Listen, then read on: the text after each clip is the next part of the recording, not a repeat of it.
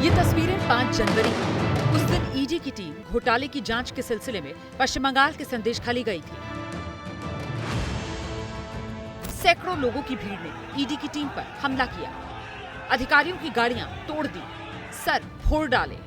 इस बवाल के पीछे जिस चेहरे का नाम सामने आया उसका नाम था शेख शाहजहां।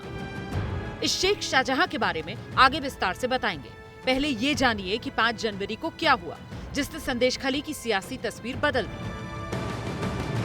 ईडी की टीम सेंट्रल फोर्स के जवानों के साथ संदेशखाली में शेख शाहजहां के ठिकानों पर राशन घोटाले के सिलसिले में छापेमारी के लिए गई थी। ईडी की टीम पर हमला हुआ और फिर इलाके में रसूख रखने वाला टीएमसी का नेता शेख शाहजहां इसके बाद से अंडरग्राउंड हो गया। 5 जनवरी की घटना के बाद संदेशखाली की सियासत में शेख शाहजहां के खिलाफ महिलाओं ने अपनी आवाज बुलंद की।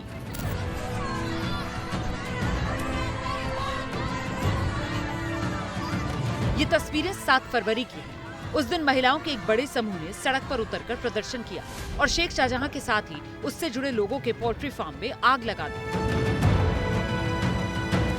फिर दर्जनों महिलाएं हिम्मत करके सामने आईं और टीएमसी के नेता शेख शाहजहां पर आरोपों की बौछार कर दी। आरोप जमीन पर कब्जे से लेकर उत्पीड़न तक के लगे।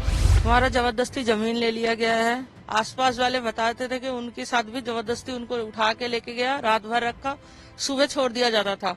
हमें भी बोला गया था कि 12 बजे मीटिंग है, जाना पड़ेगा। हमने कभी गए नहीं है। माना जा रहा है शेख शाहजहां की गैर मौजूदगी में महिलाओं को हिम्मत मिली। इसी वजह से उन्होंने कैमरे पर आकर उसका काला चिट्ठा खोलना शुरू किया।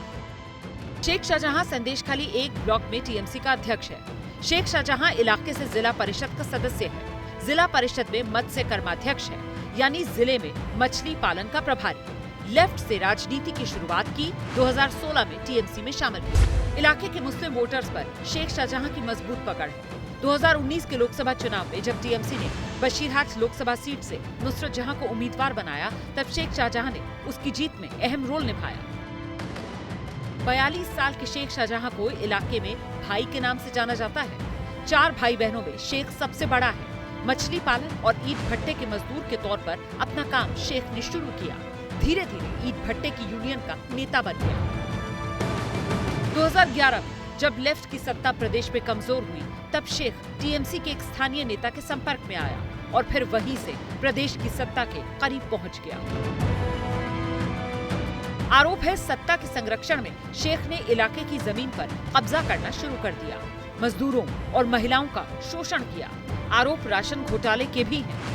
अब लोकसभा चुनाव से पहले शेख शाहजहां पर लगे आरोपों को लेकर बंगाल की सियासत गर्म है और शेख शाहजहां अंडरग्राउंड है।